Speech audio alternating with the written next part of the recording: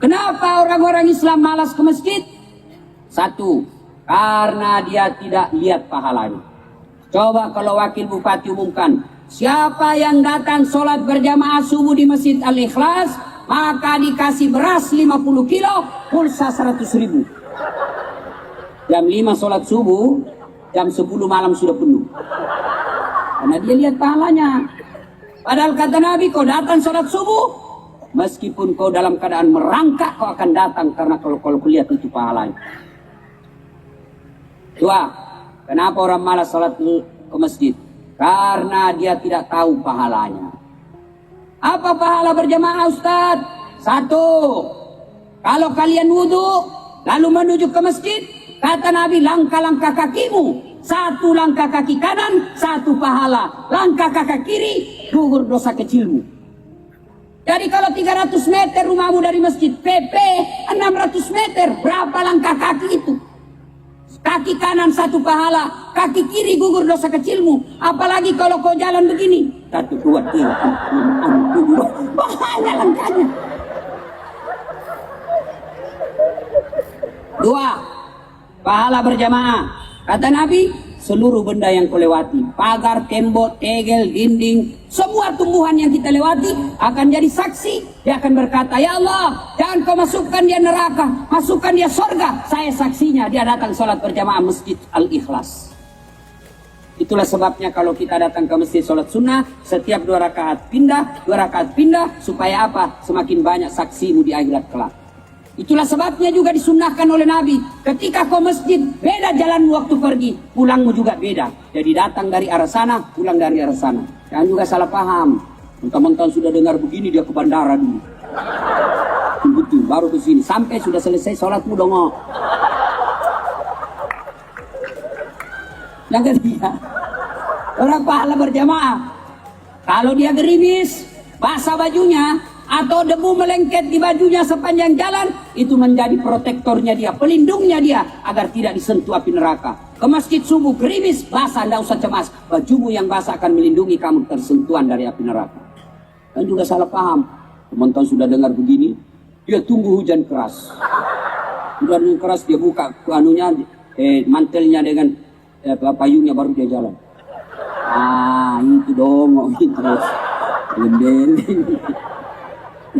Apalagi keutamaan berjamaah, ini yang paling sering kita dengar, lipat 27 kali. Artinya, 1 kali kalian sholat di masjid, di rumah, 1 kali kalian sholat di masjid, 27 kali kalian sholat di rumah, baru sama nilai keutamaan. Belum lagi kalau kalian sikat gigi, belum lagi kalau kalian pakai serban, 80 kemuliaan. Datang berjamaah, bos. Bapak-bapak kalau merasa hijrah, apalagi yang sudah muka-muka sakaratil maut, kau datanglah ke masjid. Jangan sudah tua masih juga mikirnya nikah. Apa dilarang? Tidak, sudah lobet bos. Datanglah ke masjid salat berjamaah. Ya, apalagi penyebab orang malas datang berjamaah, manajemen masjid tidak bagus. Ini ada masjid mewah, suka simpan saldo kas. Saldo kas 150 juta. Kita mau kencing tidak ada airnya. Ini masjidnya begini tidak boleh simpan saldo. Jangan simpan uangnya jamaah, supaya jamaah jalan amal jariahnya. Apa betul baru kau tidak pernah menyumbang?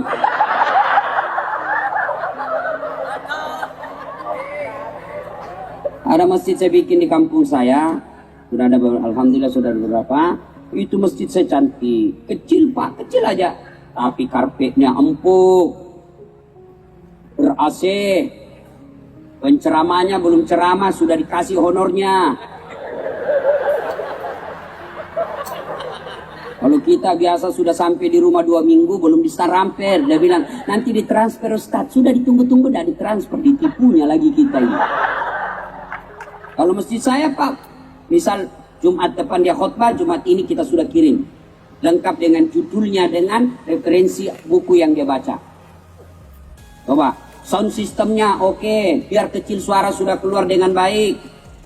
Imamnya penghafal Quran, yang kita gaji layaknya pegawai negeri, saya kasih motor, saya bikinkan kamar depan samping masjid. Yang azan, anak muda saya bikin lomba azan. Yang juara kita gaji 5 kali sehari semalam teriak sholat, azan, tapi kaji juga seperti layaknya pegawai. Nah orang datang ke masjid, lalu lancar sedekah ke mereka. Berpikir sedekahku saya nikmati karena kenyamanannya fasilitas masjid. Gimana orang mau ke masjid? Yang azan orang tua yang sudah pensiun, giginya tinggal 2. Ayya anak jalan. Dia bilang anak, itu lagi orang tua. Dia lagi tuh.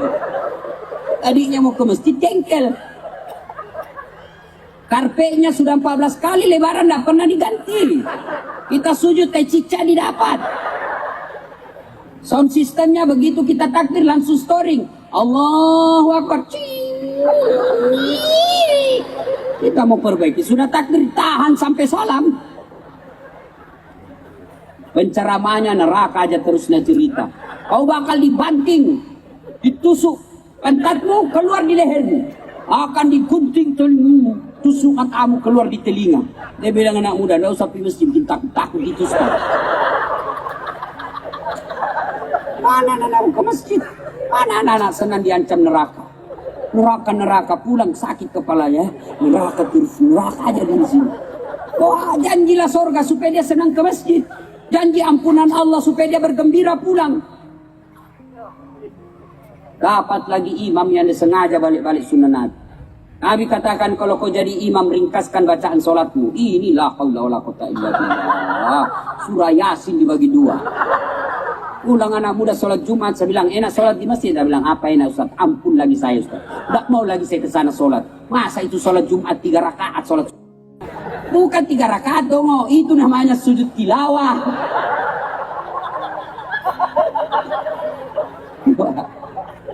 Ada memang itu imam senang sekali kalau dia sendiri kul-kul dia baca.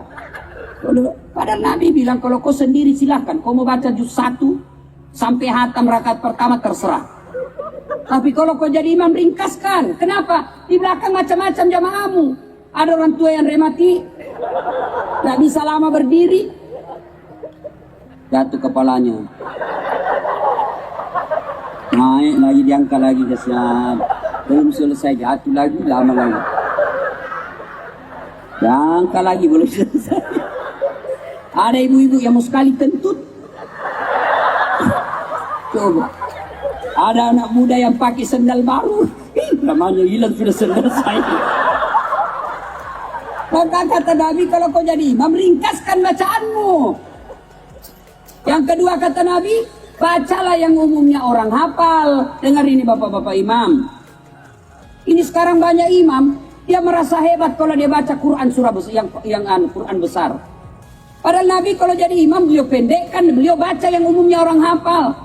Tujuannya apa? Dianjurkan membaca yang umumnya hafal. 1, supaya jamaah bisa husuk mengikutimu.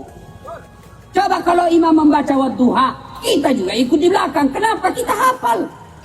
Begitu imam membaca surah Al-Anfal ayat 7 sampai 98.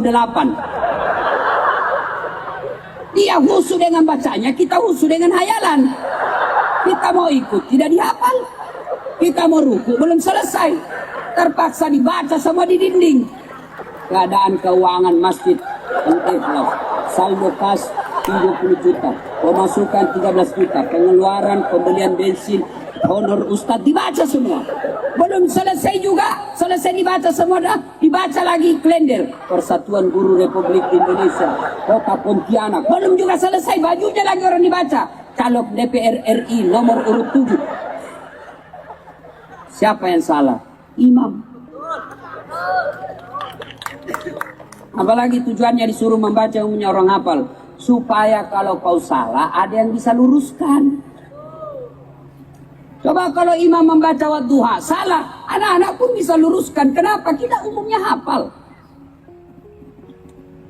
Begitu imam membaca Al-Anfal salah, urus dirimu sendiri. Ini ada kejadian. Waktu saya kecil di kampung, sholat asar, lama betul dia sujud. Tidak biasanya, kok lama sekali. Tiba-tiba ada kawan saya, dia angkat kepalanya. Langsung wih, hilang imam. Ternyata imam melarikan diri keluar lewat pintu samping. Bubar sholat, Pak, langsung kacau. Selesai sholat kita tanya, Pak Imam, kenapa kau lari? Dia bilang, saya kentut. Ya, Pak Imam, lain kali angkat kepalanya jamaah supaya kita lihat kau. Dia bilang, sengaja, saya malu kau lihat. Kacau sholat. Siapa yang salah? Siapa yang salah? Imam. Maka setiap saat kalau ada pilkada, hati-hati milih imam. Jangan kau pilih kalau dia partainya suka menghina Islam.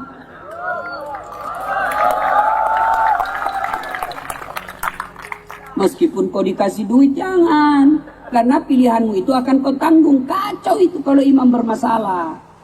Ya. Jelas? Datanglah berjamaah di masjid. Ibu-ibu bagaimana Ustaz? Boleh selama ibu tidak mengganggu laki-laki. Kata Nabi, perempuan tidak dianjurkan ke masjid. Tapi kalau mau ke masjid, jangan dilarang. Makanya perempuan juga tidak dilarang. Anak SMA, SMP, anak kuliah, sebaiknya kau sanjak di rumah. Kenapa? Karena kalau kau ke masjid, banyak menimbulkan fitnah. Kenapa dulu ulama tidak menganjurkan ke masjid? Zaman-zaman era-era awal-awal kemerdekaan. Perempuan tidak dianjurkan ke masjid itu. Waktu itu kenapa? Karena ternyata dulu kalau perempuan keluar, diculik dan diperkosa, bahkan bisa sampai dibunuh. Dulu. Di sini tak ada. Apalagi kalau ibu sudah usia 70 tahun. Siapa yang culik? Saya bikin repot menculik nenek-nenek. Datanglah sholat berjamaah. Kalau bapak betul-betul hijrah, wujud konkretnya, mulai besok hidupkan sholat berjamaah. Ibu bapak saudara-saudara sekalian, rasanya ingin berlama-lama. Enak di kau, belum. Capek orang ini bos. InsyaAllah lain waktu dan kesempatan. Sebentar subuh kita lanjutkan. InsyaAllah subuh, nanti selesai sholat subuh ada ceramah lagi. Datanglah kita buktikan hasil ceramah hijrah malam ini. Kalau sebentar subuh penuh berarti orang-orang di sini betul-betul hijrah. Tapi kalau yang datang nenek-nenek, aduh berarti memang ini setengah mati saya berdua Ustadz Fahmi Salim ceramah tidak ada hasilnya. Hebat ceramahnya Ustadz. Apa dia bilang? Saya sudah lupa. Nah ibu bapak saudara-saudara sekalian, sebelum saya akhiri saya mau tanya. Ibu bapak punya handphone? Itu handphone kalau dipakai terus kenapa? Lowbat. Kalau lowbat diapain? Kalau dicas masih lowbat kenapa? Kalau tidak lowbat tidak dicas kenapa? Lowbat tidak dicas mati. Kalau mati masih bisa dipakai? Padahal ada pulsanya 2 juta. HP-nya baru, tapi sudah habis baterainya, bisa dipakai? Tidak. Cas 1 jam full, HP-mu masih bagus. Cas 1 jam masih lowbat. Cas 5 jam masih lowbat. Cas sampai pagi masih lowbat. Berarti HP-mu sudah rusak. Alhamdulillah, baru saja kami cas kalian. Ustadz Fahmi Salim 1 jam, saya pun 1 jam, 2 jam kalian dicas. Kalau bulan ceramah malam ini, kalian mulai besok meninggalkan budaya kesyirikan, mulai besok meninggalkan budaya-budaya pamer-pamer, mulai besok dia rajin berjamaah di masjid, mulai besok dia ikuti dakwah, berarti bapak HP-nya bagus. Ini yang Allah sampaikan dalam Al-Quran. Bismillahirrahmanirrahim. Innamal mu'minuna alladzina iza dzukirallah wajilat qulubuhum. Orang yang baik imannya, selesai dengar dakwah malam tahun baru, bertambah imannya menjadi lebih bagus. Nah, termasuk kalau bapak besok betul-betul hijrah, puasa Asyura besok. Puasa besok, anjuran itu. Berpuasa 10 Muharram. Saya sudah puasa Ustaz, tiba-tiba jam 1 ada yang datang bawa kue tergoda saya. Sudah kau buka. Sebatas itulah imanmu. Dosa? Tidak. Karena ini sunnah. Tidak perlu kau ganti. Sudah dengar ceramah. Bertambah imannya. Bagus. HP-mu masih baik. Hatimu bagus. Tapi kalau selesai dengar ceramah, dipanggilnya Ustaz Edi. Ustaz, siapa yang panggil itu Ustaz Dasar? Saya, jangan lagi kau panggil itu. Gak enak ceramahnya. 4 dia bahas, saya terus dia kena. Maka ini yang disindir oleh Allah. Bismillahirrahmanirrahim. Wa dhawaun alaihim a'anzartahum am lam tunzirhum. Kau sampaikan ayat Allah atau tidak sama saja, mereka tidak akan beriman. Bahkan ayat berikutnya Allah sindir, bahkan orang-orang seperti itu mereka lebih hina dari binatang. Kau binatang? Ibu saya sampai sekarang usia beliau 85 tahun masih dagang kambing.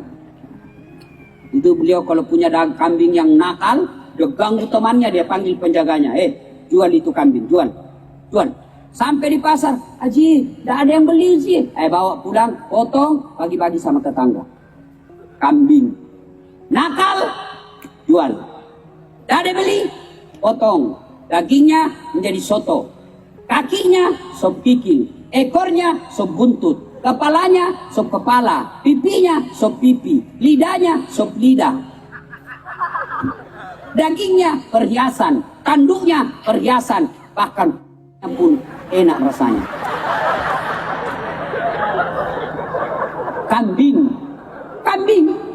Kalau ada masyarakat Ketapang tidak sholat, pengedar narkoba, suka rampok, tukang tipu, ganggu tetangga, mau diapain? Jual, siapa yang mau beli? Bikin repot. Potong, siapa mau makan? Maka inilah yang Allah sindir. Kalau binatang masih bisa kita potong dan dimakan, kalau manusia mereka lebih hina dari binatang. Pengurus Masjid Al-Ikhlas tidak mau kita masyarakat Kota Ketapang ini lebih hina dari binatang, maka dihadirkan 2 penceramah sekaligus malam ini supaya kita pulang bisa membawa oleh-oleh, setidaknya kita tidak menjadi hina, bahkan lebih hina dari binatang.